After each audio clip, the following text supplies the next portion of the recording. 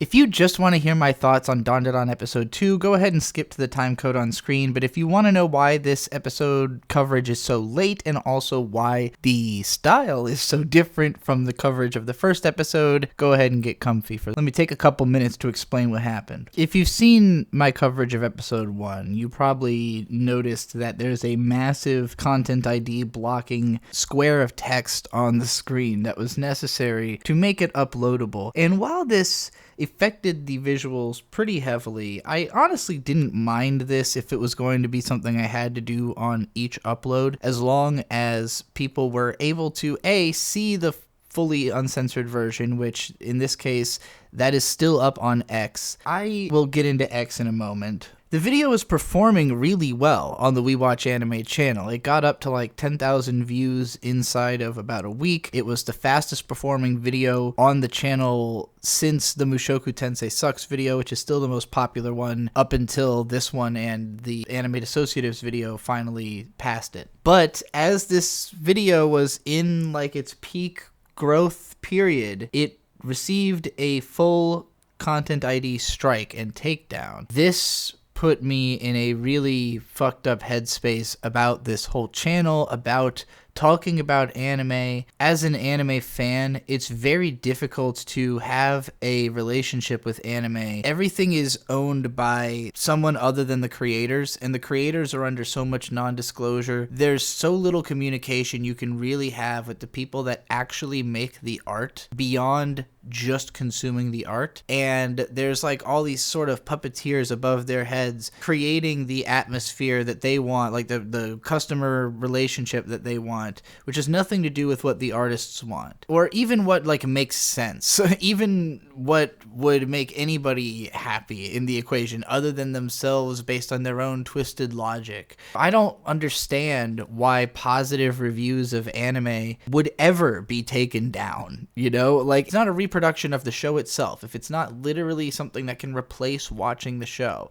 if it's something that enhances the experience and makes more people want to engage with it, I can't comprehend how that becomes something that gets targeted. And it's so easy for that stuff to get taken down. Crazy, because it's like one of the core pillars of YouTube content. Like, this type of content is huge on this platform, but there's so little protection for it. And I had to fight this claim. I did end up winning, but that was a 2-week process with no feedback, no way of me knowing that that was going to be the case. In those 2 weeks, I had experienced a complete ego death with regards to doing this content. I think I literally went and played through all of Tomb Raider and did a 6-hour Tomb Raider video inside of that week. So anyways, I was pretty distraught about this, and I don't want to keep paying for X. It doesn't really pay me back, and I hate Elon Musk, and I pretty much have abandoned the website, and I'm just using Blue Sky, so I'm not trying to host my videos on there. Theoretically, my anime videos are better if they have footage of the show. At the very least, it makes it easier for me to just show you exactly what I'm talking about, especially when I'm doing a breakdown like this, where I'm going into the nitty-gritty detail. And granted, you can go watch the episodes yourself. You could open it in another tab and like follow along with me. There are ways that the more you have to engage,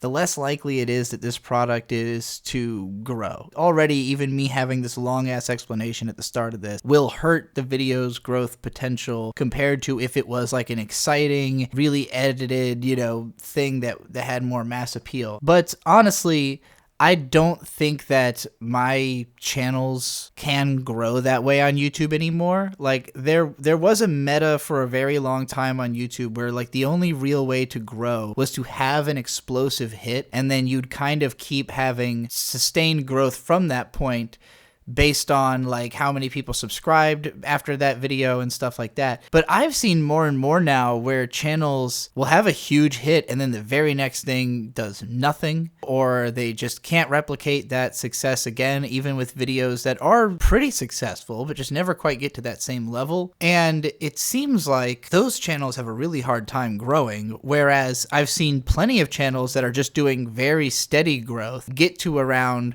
40, 50,000 subscribers, which I wouldn't have thought of as a very large channel for a long time. But now, if all of those subscribers are within a certain place, like a certain part of YouTube that has like an ecosystem, then you basically have become a part of that ecosystem, which is more important than the size of your channel. It's about, does your channel keep people on YouTube? Does it keep them within an ecosystem? Does it provide a sense of community to them? Like for me, as a YouTube user, I'm heavily engaged in like the hip hop ecosystem. There's not really an anime ecosystem. There's not like a powerful one. There's some big channels that are very heavily interconnected, but it doesn't bleed through into keeping people on YouTube every day. Like with hip hop, I literally watch like 5 channels every day talking about anything new that happens. I would like to see that with anime. It's kind of hard to make meaningful content about anime quickly, especially when, again, that DANDADAN video, like it didn't take me long to make. Episode 2, I was already working on the edit. It would have been out before episode 3 debuted. It's just that losing the video made me think, well, even if this is easy to do on my end, it's still not worth it if the fucking thing gets taken down. It's not a matter of how much effort I'm putting in. It's a matter of just what's possible on the platform. So this is my attempt at a compromise. On this channel, I don't want to be a live action character or a face. I kind of think it's antithetical to anime, to otaku, to the nature of otaku, you know, like the pure 2D. This channel is 2D purism. It's not even really anime purism because I talk about manga on here, but this channel is 2D purism. And so even if this character is something I'm using on both my main channel and on the We Watch Anime channel, it is to preserve that otaku nature. Give me an excuse to sort of be anime, even if I can't show you very much anime. I can't even really give you any kind of GIF or like, I'm scared. I'm really scared of using DANDADAN footage. I'm scared of even using stills from DANDADAN because of how heavily policed it's been, where if you look at the other reaction channels, they've basically made the footage unrecognizable in order to get it up on YouTube. So I hope you don't mind the lack of visuals here, considering that I am describing things that visually are happening, and I should be able to show them to you, and it should not even take much effort on my part to do that. But it takes so much effort to get it past the copyright censors that it's not worth it. Maybe sometime in the future it will be possible to like redo these with footage if copyright laws change or something, you know, or if DANDADAN's just not being policed as heavily 10 years from now and people really still like these videos. Like, I think a lot more about the longevity of the content now, which is also a big part of why I want it to be good, like why I want it to be a video you can come back to 10 years from now and it still just holds up. But again, I'm stuck with what I can do. So this was way too long-winded. I hope you enjoy the rest of the video. When I extensively covered the first episode of DANDADAN, I apparently gave some commenters the impression that I was sort of trashing the manga in the effort of praising the anime, and I want to make it clear that was never my intent. The first chapter of DANDADAN is brilliant, and I think the first episode of the anime is maybe even more brilliant. But that's me comparing a chapter that's better than most opening manga chapters versus an episode that's better than almost any other anime opener that I can think of. Now, on the flip side, I think the second episode of the anime is also brilliant, but I'm not sure if it's an improvement over the second chapter of the manga, which I would likewise consider as one of the very best second chapters I can think of from a manga series. Oftentimes, stories with awesome establishing chapters will deliberately do something way less interesting with the next episode in order to establish a comfortable baseline for the series, but DANDADAN does not do that. In fact, its second chapter is so good, I don't think the second episode of the anime is even a linear improvement over the manga in the way that I considered the first episode. It still adds a ton of extra presentational flourish to what's otherwise a pretty straightforward adaptation, but this time the changes create something that's a little bit too different for me to just simply call it better. See, in the first episode, 62 pages of manga were adapted into 22 minutes of animation, whereas the second episode is working with only 50 pages from the second chapter, and so it has to stretch that content a lot further than what the first episode had to. Because of this, the anime has an incredibly different sense of pacing in this episode, and it feels kind of dry and quiet in ways that the manga never really does, even when almost the exact same things are happening between the two of them. It's just that those things happen so much more incredibly fast in the manga. The most obvious example is the scene towards the start of the episode when Momo's teasing Ken as they wander back into town. There's a single panel of banter in the manga that gets turned into almost a whole minute of animation at one point. Now that scene is presented very uniquely, and I think it feels entertaining as an experience, even though I still kind of prefer the presentation of that scene from the manga when I was rereading it in between watching the episode a first and a second time. And I couldn't shake the feeling that the dialogue of this scene just reads a little bit better in that snappy, chaotic fashion, where time seems to just slip magically into the morning all of a sudden, whereas in the anime there's this implication that these snippets of conversation are taking place literally in bits and pieces over the course of hours. So many of the differences between the anime and manga really just come down to the different ways that both mediums mess around with time dilation in their storytelling, and that's fascinating to me to see what works better in motion and what works better on the page format on a moment-to-moment basis. Because of that, I'm going to go through this episode a lot more in order than I did the last one so that I can follow the story and what it's trying to communicate in each version of it as clearly as possible. Why I find the manga so impressive is the way that it keeps the narrative moving by fleshing out Momo and Ken's relationship while consistently establishing expositional rules about the story without ever interrupting the flow or feeling like we've stopped the story. For example, on the first page and a half, the story is about Momo establishing this unreasonable boundary that Ken is not allowed to reference his own name anymore while he's around her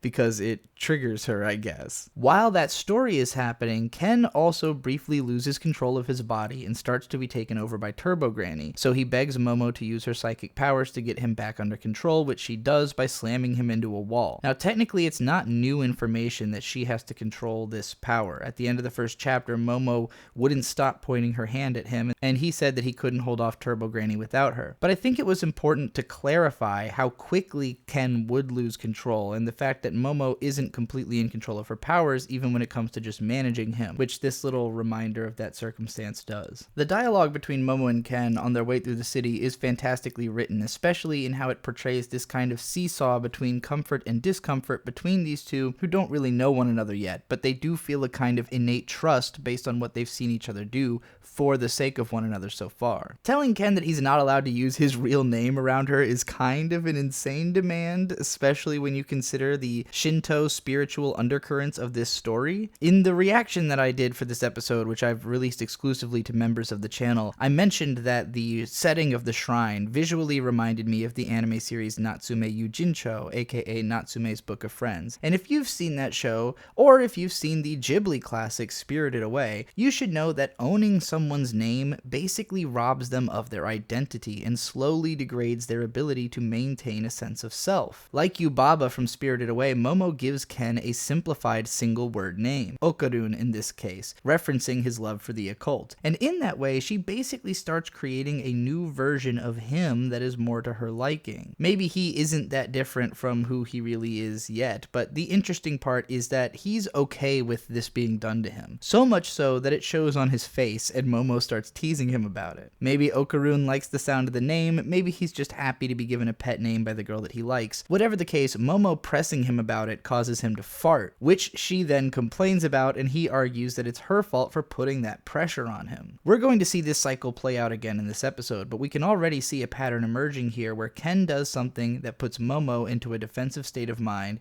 and so she lashes out at him. Then she realizes that she's hurt his feelings, and she tries to overcorrect by addressing the injury that she's done to his feelings directly. But having his feelings pointed out to him like that makes Ken feel insecure, so he goes from being sad about himself to being upset with her for aggressing against his sense of pride, which always leads them into a squabble until something comes up that interrupts them. In this case, that thing is just realizing the sun is coming up. And that's the place where I think the topic shift feels more natural in the manga, which keeps this brisk pace across these 3 pages, as opposed to the anime where the scene feels so lived in that it feels a lot more abrupt when it's ended by the just sun coming up and them heading to Momo's house. Like, it feels like there must have been more that they said in between what we saw in the anime, and that doesn't feel like that in the manga, just because of the timing. With that sunrise, Momo also mentions that spirits won't come out during the daytime. This is a huge detail not only because it lets us know that we can supposedly relax from spiritual threats for as long as a scene is set during the day, it also lets us know that Momo won't have to use her power to maintain Ken constantly anymore. Supposedly. I like how these details are just slipped in as little beats of dialogue in between the character development. And I want to emphasize one last time how I think the manga pacing feels somewhat better when it comes to this dialogue, partly because how a couple of little faces and speech bubbles over a vague background shot reads so quickly that it's like this info is just being slipped to you on the down low without really having to carry the weight of also being visually intriguing and taking up lots of page space. The anime necessarily has to give as much time for the voice actors to read the lines as it takes to say the lines, which means that somewhat less interesting visuals might have to be on screen for longer than how they read in manga form. And this is a problem very common to manga adaptation. While the show does some fun stuff to keep itself visually interesting without having to draw too many extra images, it does end up feeling a little more like a radio drama than a TV show just for a little while, since the dialogue doesn't feel as connected to the actual on-screen imagery. Now I realize I am risking sounding like I'm now shitting on the anime, but let me emphasize that just because it takes more words to explain a criticism does not make it a more serious or affecting criticism. This is the least critical detail I could possibly be talking about right now. I just like to be excessively thorough, and I'm sure deep down your brain appreciates that too. But this anime is still incredibly good. Another detail I like about this scene is that Momo is very comfortably wearing Ken's clothes for this whole walk home, which are adorably too small for her. This indicates a lot of comfort with him, despite the way that she's not willing to let him use his real name. And she even invites him over to her house, suggesting even more trust than I think Ken is really even fully registering. Or maybe he thinks she's naive, or maybe he's just scared to be alone because of his curse that he's not thinking about it that much. I think there's a little bit more to Momo's comfort with him than just trusting Ken, but I'll talk about that more in a couple of scenes. When Momo warns Ken about her grandma, she sets up a couple of things for us. Not only the awesome action gag on the next page, but also our expectation that Momo's grandma will appear in the story at some point. Her presentation in the opening episode wasn't even clear that she was still alive or would ever appear in the story's present tense, but Momo expecting her to arrive makes us sure that we'll get to see her eventually, and the fact that she's not home and never appears in this episode subtly creates hype as we are left wondering just what kind of exciting way she's going to find her way into the story. Okarun catching on fire when he tries to cross the Holy Gate is a cute joke and a great visual using the spiritual backdrop of the story. One of those places where the anime does hit just a little harder than the manga, thanks to the great animation and the sound effect of the fire, with the awesome color choices and some interesting animation shortcuts that are used to make exciting but not overly complicated action. There's also some subtle foreshadowing to be referenced later when Momo says it should be okay to remove the talisman causing him to burn up for just a little while. I love this scene especially because the setup was Momo saying that her grandma had nearly killed her last boyfriend, which almost certainly was for more of a direct physical confrontation. So it comes as a fun surprise when Grandma's attack on Okarun is incidental and not really a result of his personality, which she'll probably love him, but instead on the basis of his being spiritually cursed, which is totally Momo's fault, which would be hilarious if the grandma keys in on that. Momo's room is incredible. She's got a clear color aesthetic in the anime that I really appreciate, and her taste, I can only call it bad in a good way. Another comedic establishment of rules comes when Ken tries to leave Momo some privacy and then turns into Turbo Granny, bursting back into the room for the classic accidental walk-in trope, and teaching us that he can in fact turn back during the day, I guess if he's not within her line of sight, or maybe this only applies indoors, we don't really know yet. I think this scene is cute, and I want to mention also, this is definitely fan service. Now, I think this show uses sex very meaningfully in its storytelling, but I also don't think that fan service is like a bad thing. I'm not reading this story to see the panty shots, because I'm an adult who by no means would actually keep up week to week with a shonen anime that I wasn't making a shitload of money talking about. But if I was a teenager who was trying to navigate my understanding of sexuality through anime, which means I'm definitely goon-pilled, then of course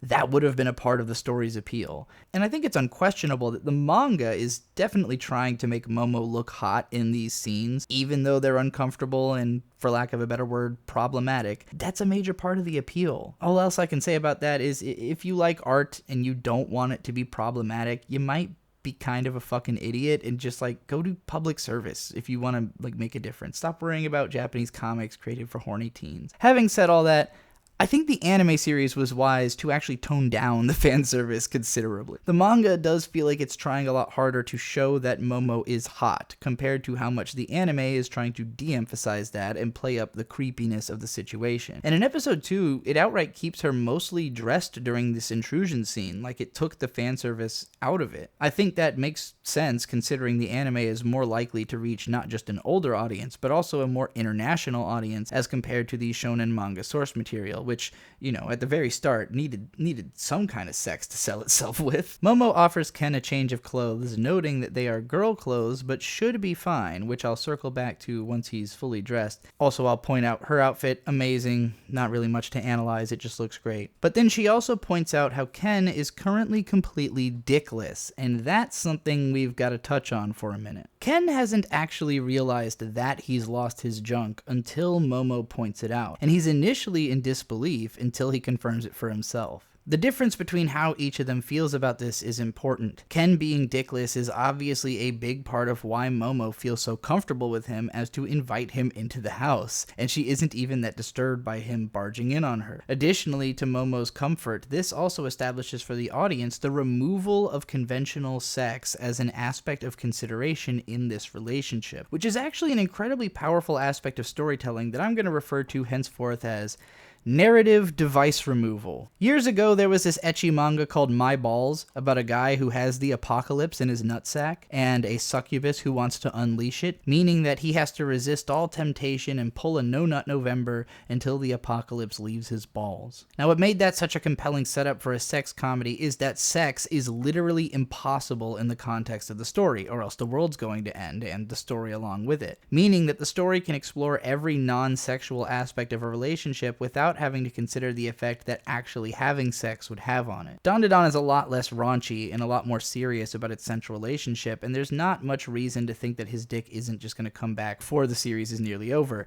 But it still creates an interesting dynamic where Momo is allowed to express herself towards him in a more honest way than she might have if she was still considering his sexuality. And that has consequences because taking his dick away doesn't remove the psychological dick from his mind. I promise I'll explain what I mean by that. The way that Momo presents the reality of Ken's lacking genitals is by asking to see the empty space, about which she's very pushy as he reels in reaction to the realization of what Turbo Granny took. When he finally registers that he doesn't have a dick and hears her requests, he denies her forthrightly, saying, "What are you, an ignoramus?" And whether it's there or not has nothing to do with it, which is a line I find particularly interesting. I don't know if women without penises can understand this until they've been in a trusting relationship with a penis haver for some time, but people don't usually go showing off their flaccid cocks to girls they like, especially when they're not sexually experienced or used to being seen that way. If you really get into it, people are pretty psychologically warped when it comes to their genitals, and guys have a special kind of madness surrounding their dick size and its relationship to their self-worth.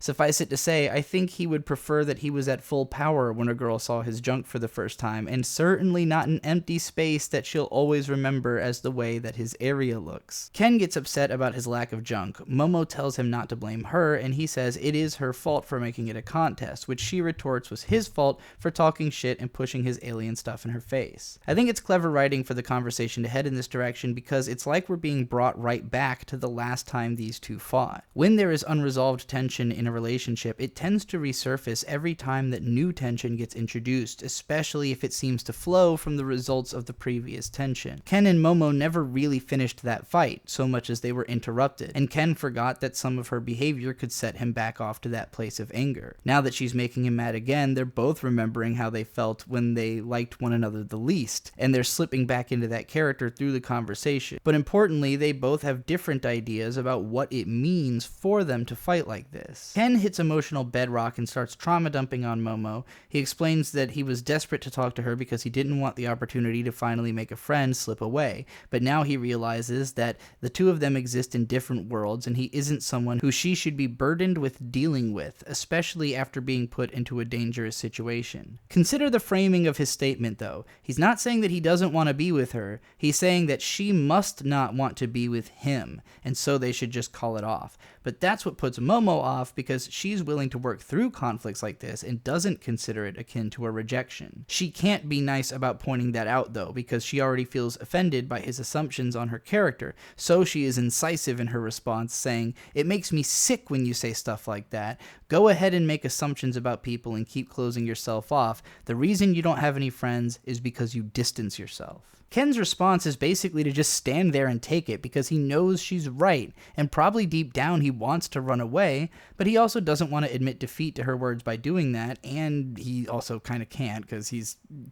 Turbo Granny, so he's basically emotionally stun-locked. Just like in the first episode, Momo regrets going too hard and relents, re-entering the scene and extending the olive branch of saying the nice thing that she probably should have said in the first place. But Ken realizes that she looks like she's about to see that he was miserably crying, so he desperately pushes her away by calling her ugly and immediately causing another big squabble, just like in their first conversation. Funnily enough, Ken kind of reverses Momo's tact on her by telling her that she has no tact and is too blunt about people's shortcomings, at which she asks, "What the heck does tact mean?" Which is actually incredibly telling when you think about it. I want you to bear in mind right now, Ken is wearing this girl's clothes, which are too big for him, while his hair's messed up in a way that she laughed at, even though he was literally about to die when it was caused by her grandma's ward catching him on fire. I think Momo's overall sympathetic to him, but she's also taking too much advantage of the fact that her presence clearly makes him happy. He's desperate for her attention, and he doesn't think that she wants it just as badly, because he doesn't know about her quest for the perfect Takakura Ken, and she's hiding that from him. So Momo's kind of taking advantage of this by thinking that she can be as blunt with him as she wants, because someone that desperate doesn't have anywhere else to go. In fact, her circling around back to him with apologies is almost like rubbing it in his face that he can't get attention anywhere else, and is therefore at the mercy of her whim to either create or destroy his sense of self-worth. Realizing how unpowered he is causes him to lash out and to try to get some of that power back, which he only knows how to do by insulting her tastes and her attitude just as directly as she keeps insulting him, even if he doesn't totally mean what he's saying. It's worth noting that once again, this conflict is never resolved, but only interrupted by the action, meaning that we will keep circling back to this problem until the characters learn to respect one another's feelings better without causing a confrontation. Before I move on from that scene, a couple more things I noticed while editing. First, when Nicholas Light asked, it made me think about how Momo and Ken always end up bent over in this kind of way when they're fighting, to emphasize how they are equal in fault and in power. Momo is reduced to Ken's height, but they're both standing lower than normal when they argue with one another. Also, the cinematography of having Ken slowly slink down, then Momo come into the frame from the bottom, and that little scoot shot she does to get closer is so unbelievably satisfying. That's another part where the manga feels like it was just slightly improved by thinking about what can anime do. The doorbell scene is one of my favorites in the show so far because it plays with the spooky idea of hearing a doorbell you've never heard before and remembering how grandma told you about a special bell used only by evil spirits. The fact that so much tension enters the scene based on just the character's reaction to a sound effect is brilliant, especially in how it adds to the sense of magical realism of the show by showing how Grandma has been actively interacting with these spirits this whole time. As the kids try to sneak out of the back of the house, a few more ground rules are surmised by Momo, namely that putting the talisman back up should set the evil spirit ablaze, but it will also be necessary for Ken to exit the area first to avoid catching fire himself. This proves impossible when the spirit seems to have locked them in a pocket dimension, and a yet unexplained black mist causes both of them to start bleeding internally. This big sumo monster shows up and tells them that they broke a promise and that they need to give over their organs, which also isn't really explained by the episode's end. But all these little setups are kind of brushed into the background by the action pushing these characters to ignore those details and find their way out of the situation. What seems like the most important idea established in this part comes when Ken clocks this creature as the Flatwoods monster, first seen in America and then in Japan. In real life, supposedly. Momo wonders how an alien would have set off the spirit doorbell, and Ken points out how people who see spirits are often the same ones that see UFOs, implying a possible connection between the two. Now, it's easy enough to imagine that aliens could be responsible for all of Earth's unexplained phenomena on which spirituality is based, but I don't even think that's what this series is suggesting either, especially because it would kind of create a lopsided balance in their relationship if Ken's thing was like like more real than Momo's thing, which Momo's thing is obviously real too. I suspect that the connections between aliens and spirits and the reasons for their pursuit of these kids and their sex organs will be the main driving plot of this show's mysteries going forward. Interestingly enough, Ken's explanation to himself that this thing is an alien is what inspires him to try and fight it, claiming that he isn't afraid of aliens like he is spirits, suggesting that he is scared of spirits while also asking to have one take over his body to fight is exactly Ken brand bravery. It's like he defeats his fear through finding a logic of something to be angry at instead. I like to think that he's on a total quest of vengeance against aliens now because they inspired him so much growing up and disappointed him so much when they showed their true colors.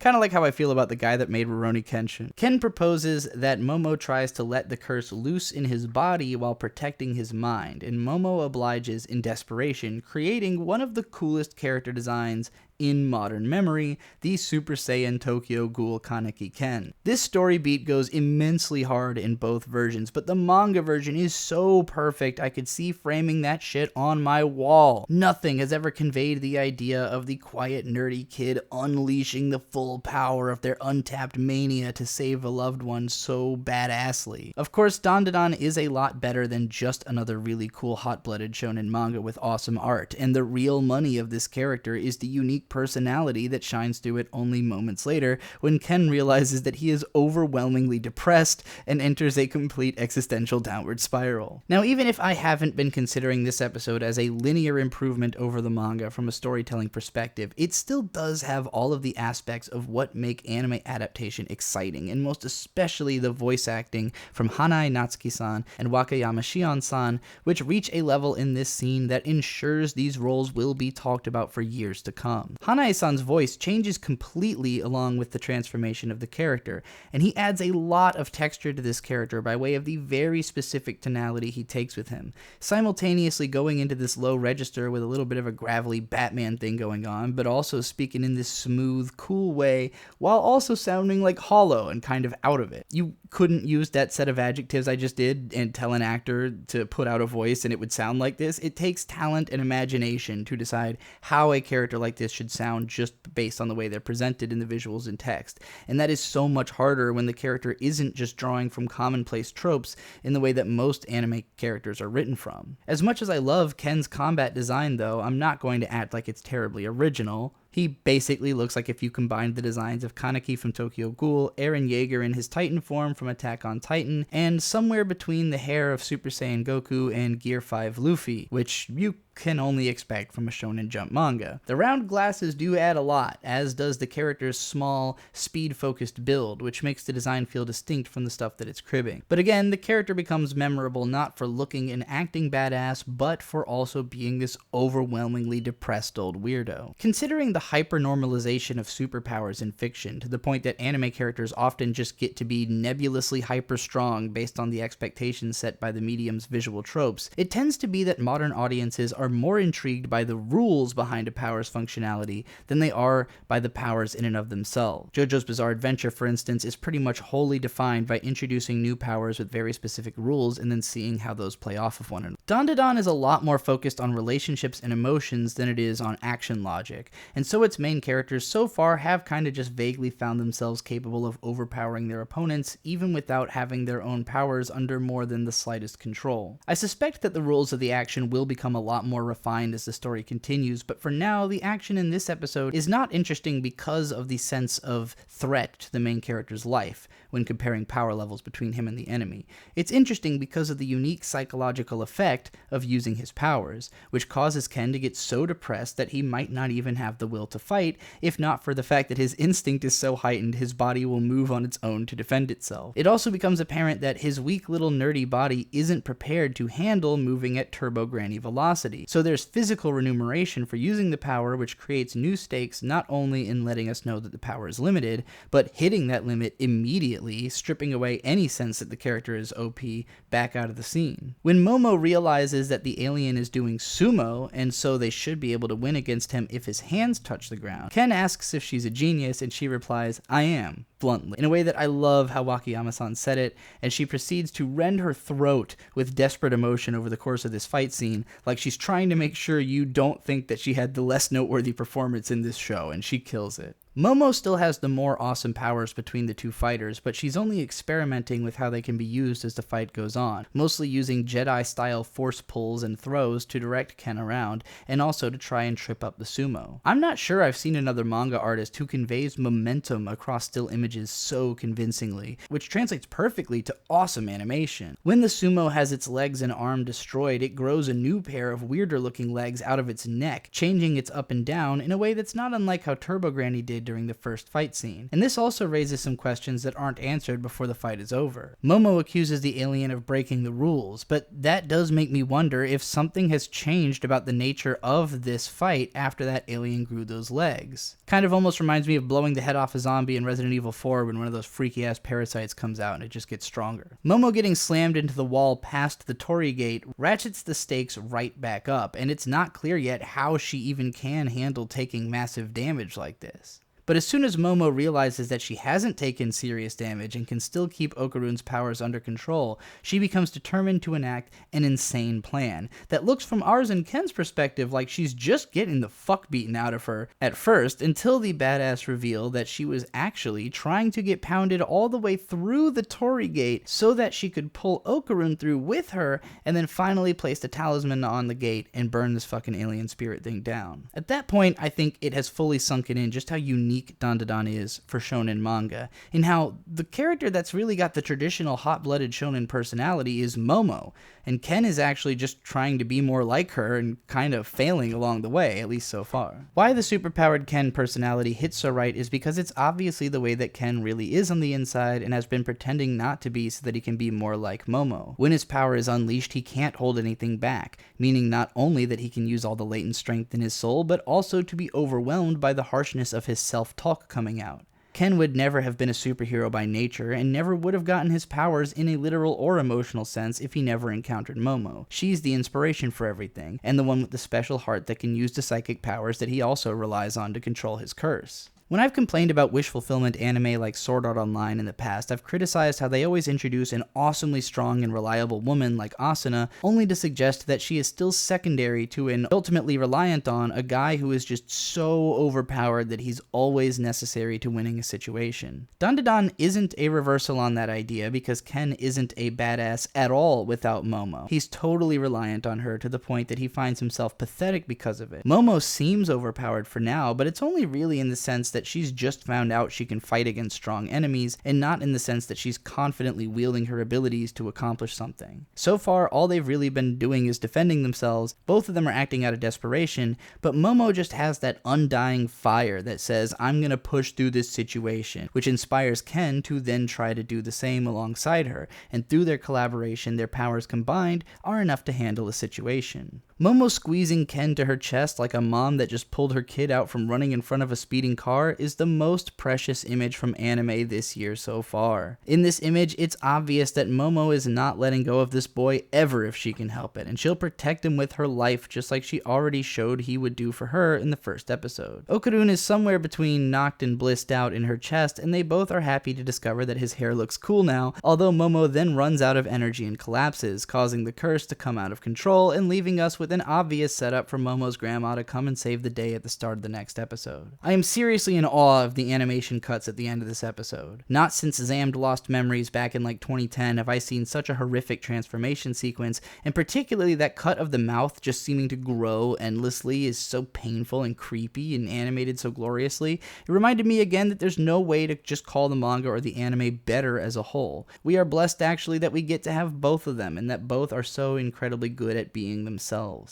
I say that, but I'm also curious if some of this animation isn't finished. In particular, the cut where the building blows up behind Momo and Ken is handled as just a single frame and a sound effect, and although it still looks great compositionally, I couldn't help wondering immediately if this was something that would be fully animated for a later Blu-ray release, or if it just wasn't taken as necessary to animate such a short and difficult sequence that didn't have nearly as much impact as a story beat as something like Ken's transformations. Likewise with the shot of the alien burning up at the end, which resembles a repainted version of exactly the shot from the manga. Was this intended as a traditional harmony shot like what Osamu Dezaki-sama is known for, or is this supposed to be animated and it's just not done yet? I don't even mind if these were always meant to be static shots. It's just unfortunate that the anime industry has set me up with the expectation that shows do go to air with unfinished animation to be corrected later, even if it might not actually be fair to what I'm watching to think that. As much ink as I just spilled about this episode, I feel too sure that there will be more to say in the long run, even about the early events of this story, because of how it already keeps building on what it's established so much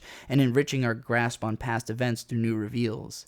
This episode raised a lot of questions, some of which are obviously set up to be paid off in the next episode, but others which feel like driving mysteries that will hang in the background for a while. It feels really insane to consider that Yukinobu Tatsu could write and illustrate a story with this much depth so quickly every week, as though nuance was just in his nature to inject a hot-blooded shonen with. And the anime adaptation has done amazingly to identify every subtlety and draw that little bit of extra nectar from it in the presentation. Another thank you to all the reactors who I clipped in this video, and a reminder that I am posting my own reactions to each episode exclusively to members of this channel right here on We Watch Anime. Otherwise, I am supported by all of the places that are linked in my link tree below, which also takes you to everything I've ever made online, and I've been Trixie the Golden Witch, reminding you to never forget, anime forever.